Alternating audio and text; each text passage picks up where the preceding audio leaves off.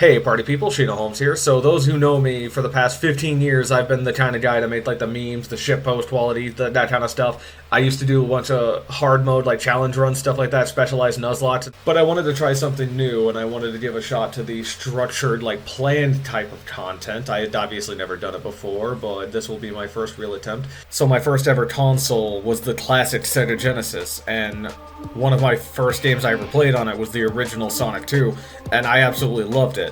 I grew up on those games, and as most Sonic fans know, unfortunately, it wasn't always like that. It's been a really rough few decades for the Sonic team and Sega, but that's not really what I wanted to discuss today.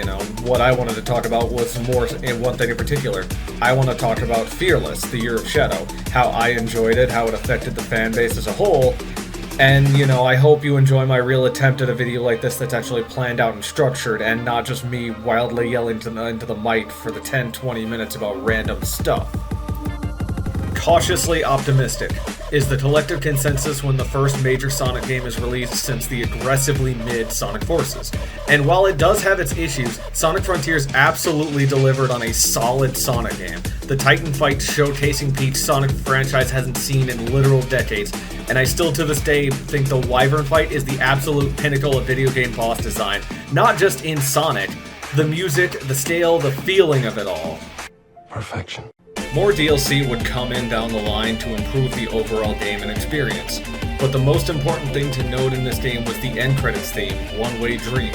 Sega made us a promise that not only is this the beginning, but they're learning and it's going to be all uphill from here. Absolutely a bold claim at the time, but seeing as how everything they've released in 2023 and since, including a free April Fool's game that was actually great, a new smaller multiplayer game in Sonic Superstars, and a pretty good new show in Sonic Prime, it looked promising, but the biggest surprise was right around the corner. Shortly after Sonic Prime ended, Sega dropped the big one. There were rumors running around that Sonic Generations was going to be getting a remake or a remaster, and not only did they turn out to be true, but it was coming out at the end of the year, and it included a brand new Shadow-led version of Generations, coming packaged with the HD remake. Understandably, people lost their fucking minds.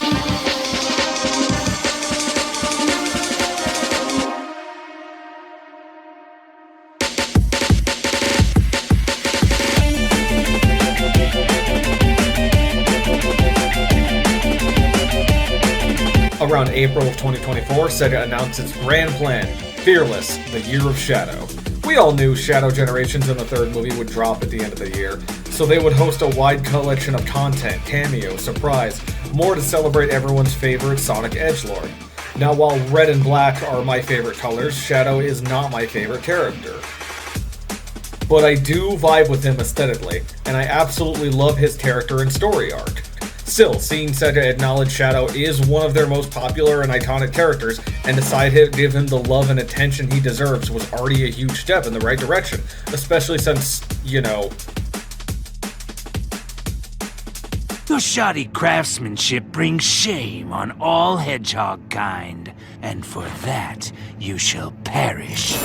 But for the past year, Sonic Team has seemed focused on giving us the coolest content for one of the coolest characters, and some of the smaller stuff is actually pretty neat. Sonic Prime Season 1 introduced Shadow to their story, but he had very little to do.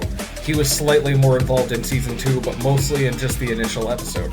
However, in Season 3, he was a lot more of a focal point, and simply put, whether you like the writing for the show or not, one thing is very clear. Shadow has the best character writing he has had since Sonic 06.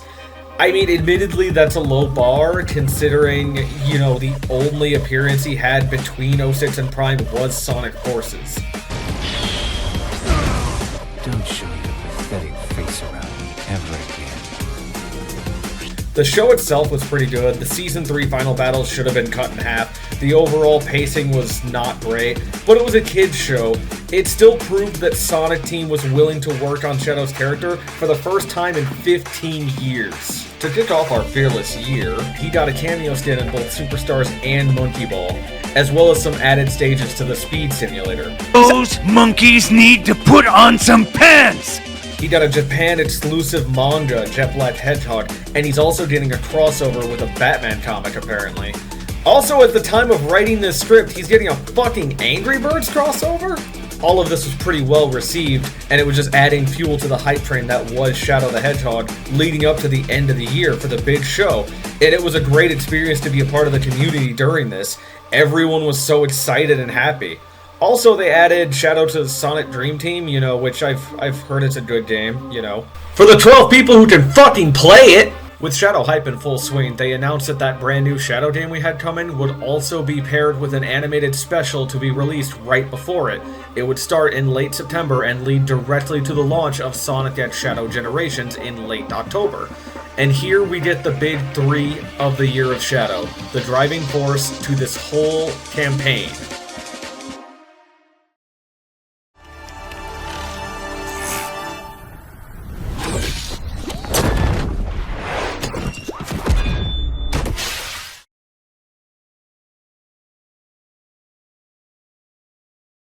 With this very short animated project, we get a deeper look into Shadow's mind. Haunted by his past, it's a stunning visual spectacle with flashbacks to his time with Maria and defending her and Gerald on the Ark. Even more, they brought back Shadow's best friends and closest allies, Rouge and Omega, who is absolutely goated in this. Hold that thought. I call dibs. I love the way modern Omega is written. I love seeing them bring attention to the fact that Shadow does in fact have comrades he can rely on. This isn't the lone wolf, angy bullshit he was from the 2010s. And that likewise, Rouge and Omega can trust him too. This one thing proved that we absolutely needed more Sonic animated content like this. Because goddamn, this shit looks insane. I love the animation, it's so clean, it's beautiful, it's crisp, it's fan-fucking-tastic. Dark Beginnings was a beautiful story cinematic. It set the stage perfectly for the main event, coming just a few weeks from the conclusion of it. True. And she was lost to us a long time ago. Then I'll see you again, and then I'll save you from all the things I've held to. Now I'm without you. I can't forgive the wrongs I've done. Stop that. That life was taken from me long ago. I need to focus on the mission at hand. How bright you shine on your own. A threat lurks aboard the Ark, and I must eliminate it.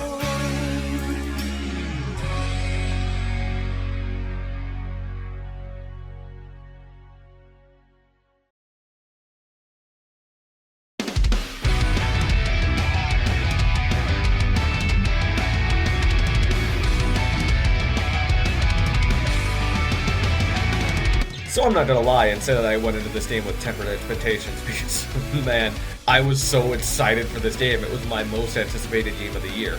The stages were fantastic, and while a lot of people were concerned going into it that they would just be like hallway simulators, kind of like Forces was, they added multiple paths and routing options to improve your speed run and add a lot of replayability to each stage, as well as several collectibles per stage. The overworld itself was fairly packed and roughly the size of an island from Frontiers. All of these alone would make it a great game and an entertaining and interactive addition to Sonic Generations, but they absolutely made the story a top priority as well, which is definitely not the case for Sonic Generations' base game, which was gameplay first.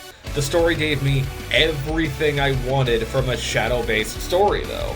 I wrote a blog post a while ago about why I f***ing hate video games, because this is what it does. It appeals to like the male fantasy. I believe in you, son. The boss fights, while not as monumental or grandiose as Frontiers, were all just built around the hype, so they were a lot of fun, taking some of Shadow's biggest rival from his history to challenge him in new ways. Nephilis is also someone I wanted to take a moment to quickly talk about because he had incredible character writing as well.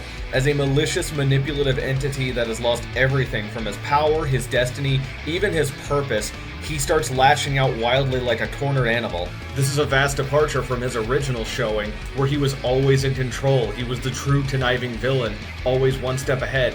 And his goal wasn't so much as to win, as to torture the heroes, so seeing him lose all semblance of control and panic is just really nice and satisfying writing. This just gives Mephiles a real chance to shine again, because he really is one of the best villains in the entire franchise, held back by the abysmal game that is Sonic 06. It's pretty funny because Mephiles is just straight up stronger than Black Doom, so if Mephiles had won and escaped, not even Doom with the power of the Time Eater could have stopped him. Speaking of Doom, the final showdown was tense and climactic. While a modern orchestral remix of All Hail Shadow blasts during the fight, it is one of the coolest Sonic moments we have gotten in recent times. With Black Doom defeated, all of this is now leading to the emotional and satisfying ending where Shadow finally gets to say his true goodbyes to Maria and get some form of closure. Knowing the game is set in 2011, we knew there wasn't going to be any huge canon or story changes, but what they were able to do with this ending was absolutely peak. My only real complaint with this game is that I wish it were longer, but it's okay y'all, someone has already modded Egg Fleet into the game. I am actually genuinely upset it didn't even get nominated for Game of the Year, because I have over 50 hours in Black Myth Wukong, 100 plus on Helldivers, and I didn't enjoy any of them as much as the 40 hours I spent with Shadow Generations. Also, Elden Ring is one of my favorite games of all time, and it's my third most played game on Steam, but it does not fucking deserve a Game of the Year award for DLC. That's like giving a Lifetime Achievement Award to pre-order bonuses. And prior to the release of this game, Sonic Generations was actually my third favorite Sonic game. And so I'll admit there's a slight bias, but after playing it, I can confidently say that this is my favorite Sonic game of all time, period, like full stop. The music was so good, I loved what they did with the story, the controls were so fucking good, all of it, it's just fantastic, and I cannot recommend it enough. If you have not played it, pick it up. It's not even $60, it's $40, and it's usually on sale. Like, if you haven't played, just do yourself a favor, check it out. I'll stop Rouge. Use Chaos Control. Stop this moment in time. Shadow? No. I don't want to be frozen in one place in time. Besides, your friends need your help. But you don't know what's going to happen. I know I'll see you again. And if fate draws us apart, I will always be in your heart. Maria.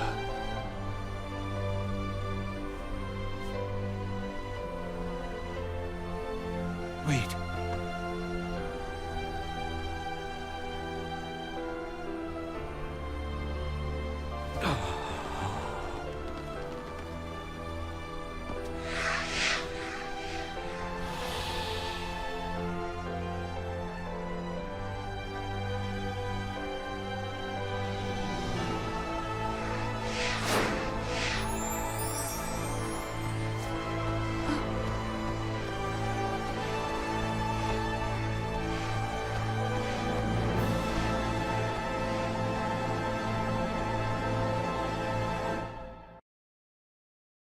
Alright, I'm going to be talking about the Sonic movie here, and obviously there's going to be a lot of spoilers, so I'll make sure to leave a timestamp below if you want to skip this portion if you haven't seen it already.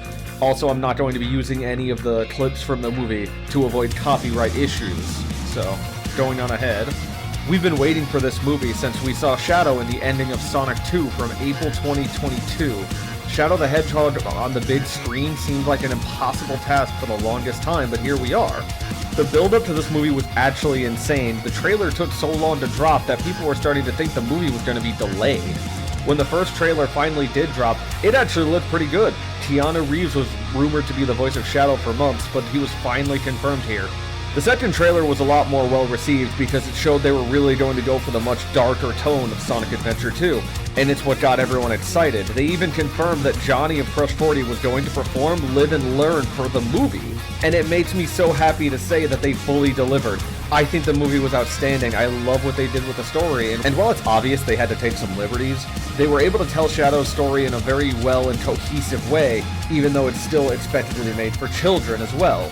I think Keanu absolutely killed it as Shadow, and the Maria scenes were just wholesome goodness, and they really helped to flesh out Maria as a person rather than just a plot device for Shadow's story. Jim Carrey obviously killed it on his double performance, and the best part is that the non-Sonic characters are not on the screen too long, aside from Agent Stone, who is just a treasure anyways. Don't worry, no mid-movie wedding scene this fucking time. The ending did feel a little bit rushed due to the shorter runtime of the movie compared to the first two, but the cinematic finale with Sonic and Shadow absolutely is the peak of the movie. Now, going into this movie, I was genuinely concerned about Shadow's pivotal change of heart scene, because I was worried it was going to be just Tom and Maddie with some Oprah-ass lines and suddenly everything is fixed. But to see Shadow talked down by a raging but regretful Sonic is still pretty satisfying. Not as good as the original with Amy, but still miles better than fucking Chris Thorndike and Sonic X. Overall, I love this movie. Easily the best Sonic movie. Possibly the best video game movie we've ever had. Suck it, Ralph. Well everyone, it's been a hell of a year, but I've enjoyed every step of it along the way. And as a Sonic fan, it makes me so happy to see Sega giving the Sonic series the love and attention it has been sorely lacking for a long time. Their promise at the end of Frontier really was a sign of better things to come, and they completely delivered on it in 2024, and Sonic fans are finally getting that W they've been wishing for so many years. I'm super excited to see what comes next. So what was your favorite part of the Year of Shadow? And what would you like to see next?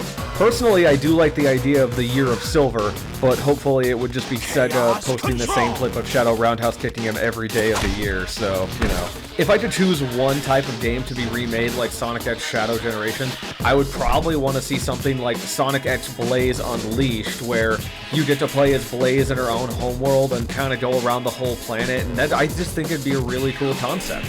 So with all of that, I just wanted to say thank you to Sega, the Sonic team, and especially thank you to everyone who watched. I hope you all have a great night. Also, we're getting Pirate Majima. Let's fucking go!